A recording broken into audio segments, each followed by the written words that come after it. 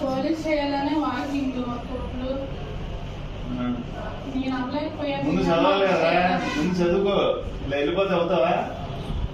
చదువుకు. నీకేమైనా ఇబ్బంది అంటే చెప్పు. చెప్పి స్కూల్ ఏమన్నా ఇట్లా ఏమన్నా ఉంటారు తెలుసా?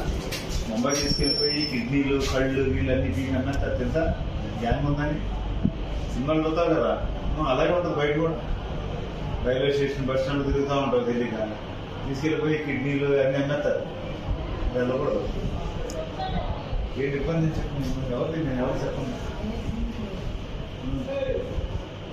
మరి ఎందుకు వెళ్ళాలి? మా అమ్మ చెప్పి మనం తీసుకెళ్తుందా?